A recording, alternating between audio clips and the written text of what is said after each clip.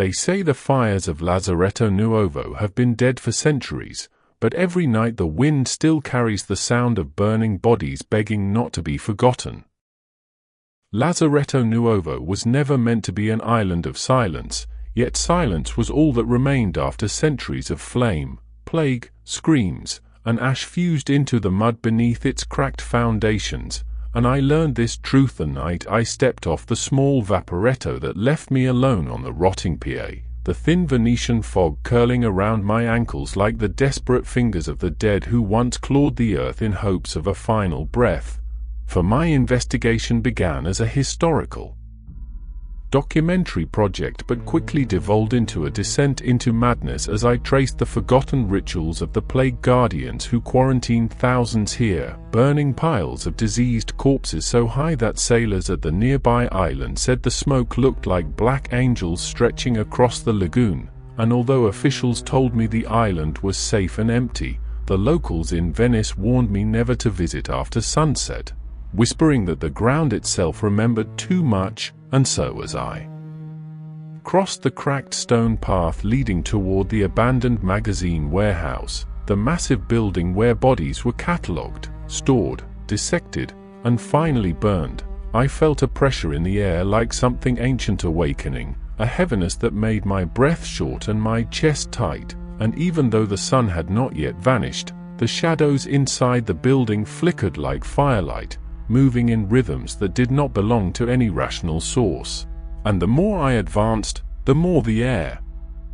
reeked of old smoke, stale illness, and the thick metallic tang of blood, a scent impossible after 400 years, yet unmistakably fresh, and I tried filming, my camera capturing grainy static that danced like silhouettes of the plague victims who once filled this hall, people dragged in by men wearing beaked masks stuffed with herbs, coughing blood so black and thick it painted the stone floors like tar. And though I reminded myself these were only echoes of the past, my body felt watched, as if thousands of feverish eyes followed my every step, so I moved toward the center of the hall, where a mound of disturbed earth rose slightly, a place historians once believed contained a massive burial pit used only when the cremation fires were overwhelmed by the sheer volume of corpses. And as I knelt to examine it, the earth trembled beneath my fingertips like something breathing deep below, exhaling a low rasp so faint, so subtle, that it might have been imagination, yet it felt too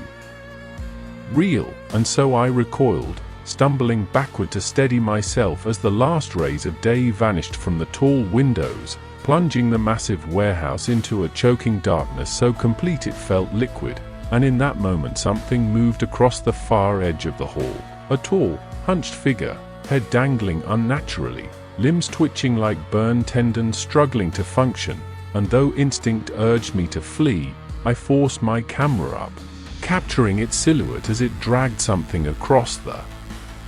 floor, something that sounded like fingernails scraping stone until blood should have been flowing freely, and when the figure turned, the faint glow from my camera screen illuminated a mask, one of those ancient plaguedoctor masks, its long beak cracked, its leather fused to the face beneath as though it had melted into living flesh, and through the broken glass eye sockets, two hollow pits stared straight at me with an agony so raw, so starved, that I felt the air thicken with centuries of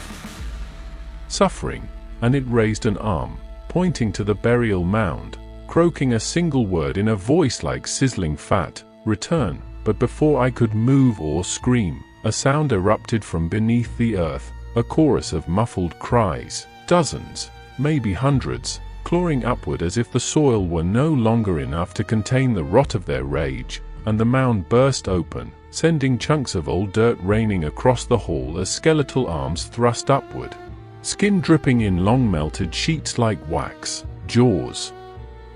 unhinging with shrieks that vibrated my bones, and I staggered backward as the creatures pulled themselves free, bodies half burned, ribs exposed, patches of blackened muscle twitching with unnatural life, and behind them, the masked figure stepped aside as though welcoming them, gesturing toward me as if offering a sacrifice, and they lurched forward in jerking, unnatural strides, and I spun, running toward the exit, the warehouse shaking violently as if the island itself resented my presence, doors slamming shut on their own, chains twisting across the handles like serpents forged from rusted metal, and the dead closed in, their footsteps wet, sticky, impossibly synchronized, and a cold hand grazed the back of my neck, long bony fingers scraping my skin, leaving a trail of icy numbness that spread through my spine, and then the ground collapsed beneath me, plunging me into a hidden chamber lit by a faint orange glow, the glow of eternal fire still burning in the depths, a secret crematorium never extinguished, where piles of scorched bones lay heaped like mountains, and the walls were covered in soot so thick it almost dripped like tar, and somewhere in the darkness a bell rang, the same bell they once used to signal incoming plague ships, and its mournful tone echoed through the chamber as the dead above me wailed in response, and I realized the island was not haunted, it was hungry, feeding on memories, on fear, on the lingering infection of despair. And I crawled across the bone-littered floor toward a narrow opening where firelight flickered, the heat burning my skin with each inch I gained, and when I reached the source, I saw a circle of plague doctors, their masks fused to their skulls, their robes charred but intact, standing around a pit of roaring flame that still devoured the spirits of the dead, forcing them to relive their deaths endlessly, and the doctors turned toward me with a mechanical precision, raising their arms in unison, beckoning me to join their ritual. And behind me the swarm of half-burned corpses slid down into the chamber, surrounding me, trapping me between the living fire and the dead who refused to die, and the head plague doctor stepped forward, his voice a dry whisper of sand and smoke, one fire must replace another, one life to keep the island quiet, stay until sunrise, and you will burn forever. And before I could think or run or scream, the creatures grabbed me and dragged me toward the pit,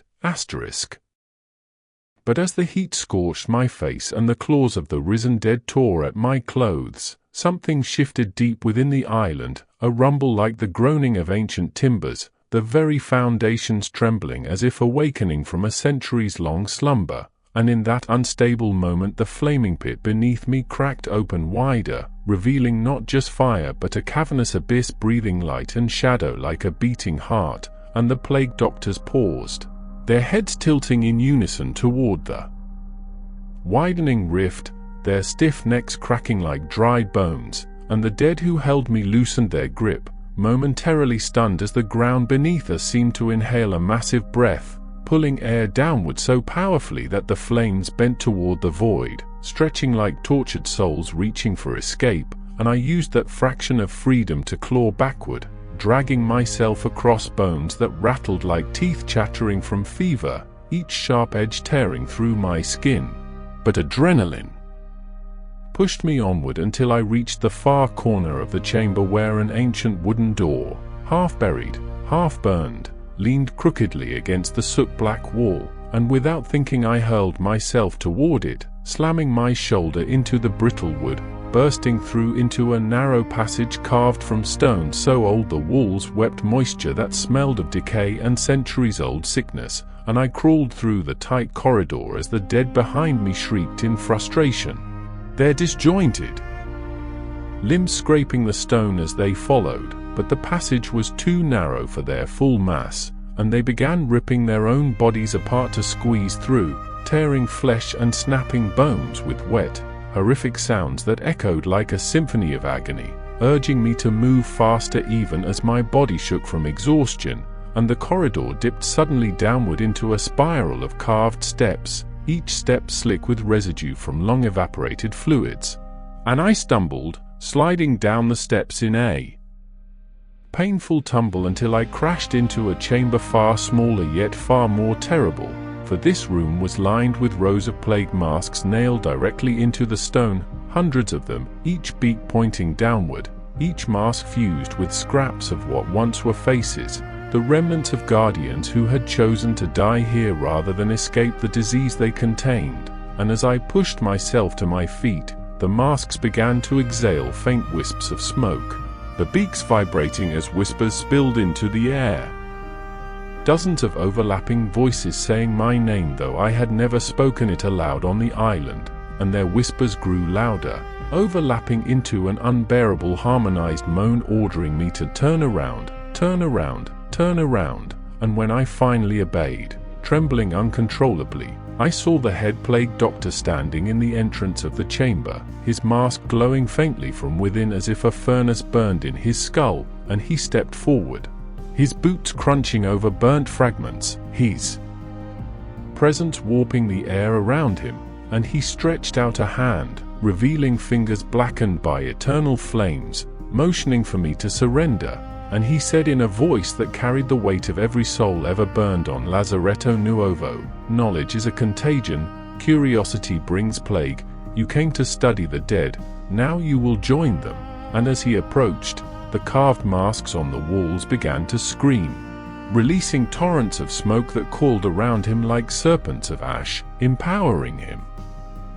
darkening the chamber, and I staggered backward until my heel struck something metallic, a rusted grate covering a small pit, when suddenly a skeletal hand burst from the gap, grabbing my ankle with a strength that felt inhuman, and more hands followed, dozens, each desperate, each charred, each pulling themselves upward, and I realized the pit was another burial shaft, perhaps one used for victims tossed away before the fires claimed them, and the corpses dragged themselves free with terrifying speed, shrieking with lipless mouths, their eye sockets glowing like embers, and one lunged at my face, its jaw unhinged far wider than natural, and I shoved it aside with a burst of fear-driven strength before sprinting past the approaching plague doctor, brushing against his robes which felt like molten leather, searing my arm. But I didn't stop, racing up a second corridor that slanted sharply upward, the air thickening until breathing felt like inhaling mud, and the stones under my feet burned as though fire pulsed beneath them. And all around me the island groaned and shifted, the sound of the undead echoing behind me, crawling, dragging, screaming curses in languages long forgotten, and ahead of me a faint glimmer of moonlight appeared through a crack in the stone ceiling, and with the last of my strength I climbed toward it, ripping away loose chunks of mortar until the opening widened enough for me to pull myself into the night air, collapsing onto the grass above as the ground below shook violently, and behind me the ancient chamber collapsed inward, swallowing the screams of the dead. But the relief lasted only seconds because the island itself had changed, its fields, its pathways, its ruined barracks now bathed in a sickly orange glow as if the fires beneath had broken through the soil, filling the air with drifting ash that fell like diseased snow, and every shadow on the island began to move, converging toward me with intent, and I realized I had not escaped the ritual. I had only been brought to the next stage of it, for the plague doctors were now emerging from every ruin, every outline that once marked a burned building, their masks reflecting the moonlight in long, distorted streaks, and they formed a circle around me, their robes fluttering despite the windless air, and from the center of the island rose a tower of flame, spiraling upward like a column of screaming souls as the ground cracked open further, vomiting smoke and disembodied wails, and the head plague doctor appeared beside me, his presence freezing my blood, and he bent down, placing a burning hand over my heart, whispering, "One night here is enough to stain a soul forever. You have breathed the island's memories, now it breathes you." And as his hand pressed against my chest, heat surged through my ribs like molten iron, spreading into my lungs until every breath felt like inhaling fire, and I convulsed, collapsing to my knees as the circle of plague doctors tightened around me, their masks tilting downward in perfect unison, watching with cold fascination as the island began imprinting its centuries of torment into my body, and beneath my palms the ground pulsed like living flesh, veins of glowing embers crawling beneath the dirt, rising toward me as though marking me as part of the island itself, and the head doctor leaned closer, the cracked beak of his mask nearly touching my face, and whispered with a voice made of burning parchment, "The plague never died, it learned to wait, and suddenly the ground erupted in a violent burst as hands, hundreds of them, shot from the soil, all charred, skeletal, some still wrapped in scraps of plague-era burial cloth, grabbing my legs, my arms, my clothing, pulling, clawing, trying to drag me downward into the fiery veins beneath the island, and I fought desperately, kicking, thrashing, feeling nails rake across my skin, tearing flesh, drawing blood that hissed like steam upon contact with the air, and the ash falling from the sky thickened into a blizzard of grey flakes, each flake whispering with tiny voices, chanting words I could not understand but felt deep in my marrow. Ancient Venetian dialect spoken only in death chambers, and the plague doctors raised their arms as one, their burned sleeves falling away to reveal skeletal limbs fused with ash, and the ground around me cracked open wider, revealing pits filled with writhing bodies, creatures burned beyond recognition yet still alive, twisting together in an endless loop of suffering as flames licked their bones, and they reached upward pleadingly, not for rescue but for replacement, wanting me to take their place so they could finally stop burning. And the thought alone nearly broke my sanity.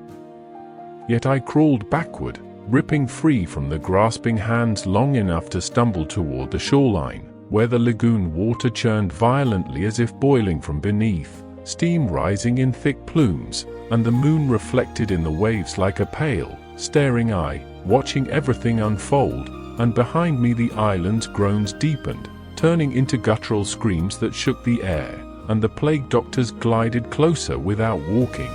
their movements unnatural, sliding across the ash covered ground as though floating, their masks glowing gold from internal fire, and I could feel the heat of their presence against my back even before they reached me, their shadows stretching unnaturally long across the cracked soil, wrapping around my feet like chains, and I ran along the shoreline toward the pier where the vaporetto had dropped me off, but the wooden planks were now warped, twisted like ribs of a giant corpse, and the boat was gone, no watercraft. No escape, only the black water churning like a cauldron of trapped souls, each bubble bursting with faint human screams, and the island shook again, harder this time, throwing me onto the ground as fissures split open across the earth, releasing bursts of fire and ash, and from these fissures emerged more burned figures crawling on all fours, their joints bent backward, their mouths opening wide enough that their jaws cracked, each exhaling a thick cloud of dust that swarmed toward me like insects. And the head plague doctor appeared directly in front of me, blocking the path, his massive silhouette outlined by the burning sky behind him, and he extended a hand, palm up, revealing a small, blackened object, an ancient coin used for ferrying plague victims to their judgment, and he placed it in my hand even as I tried to pull away, and the metal seared my skin, fusing instantly to my palm, burning through nerves until I screamed, and he said, "Now you are counted among them, the island knows your name," and as he spoke, countless voices rose from beneath the waves, whispering that very name, stretching it into impossible lengths as though memorizing it for eternity, and the air became so thick with smoke and souls that breathing felt like swallowing shadows, and the island's ruins shifted again, the barracks collapsing inward as more corpses clawed their way free from beneath, and I turned and ran along the perimeter, searching for anything that resembled a path to safety, but every step forward seemed to bring me deeper into the island's core, as though the geography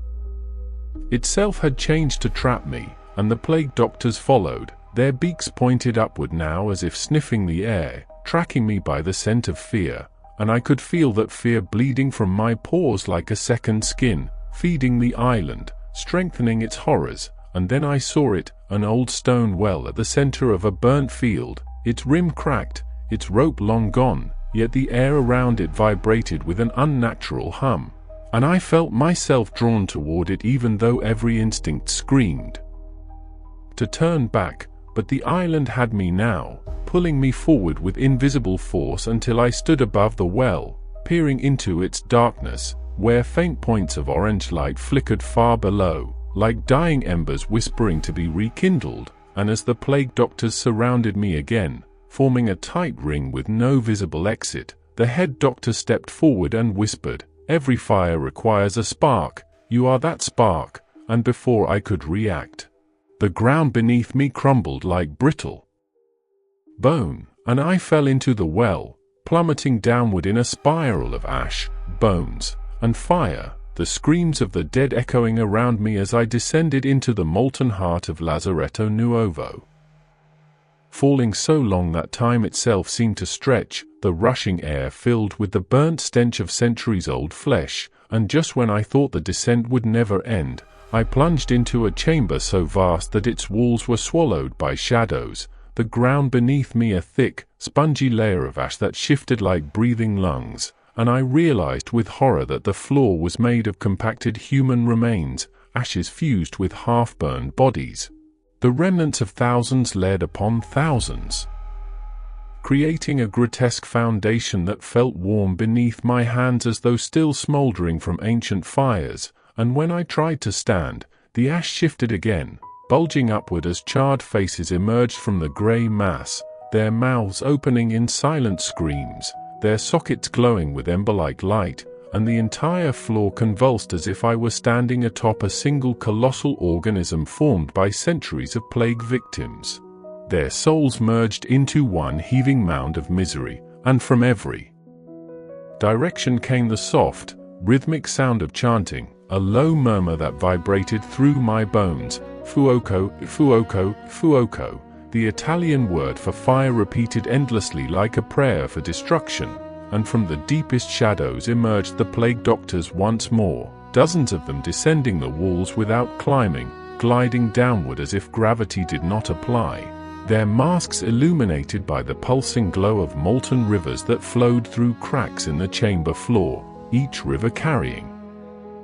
fragments of bone, shards of ribs, pieces of skulls, drifting like macabre debris. And the head plague doctor landed directly in front of me with silent force, the impact sending a ripple through the ash floor that knocked me backward, and he leaned close, the long cracked beak of his mask dripping molten resin that hissed where it landed, and he spread his arms wide as the chanting grew louder, and he proclaimed, Lazzaretto was never a quarantine. It was a furnace for the soul, and at his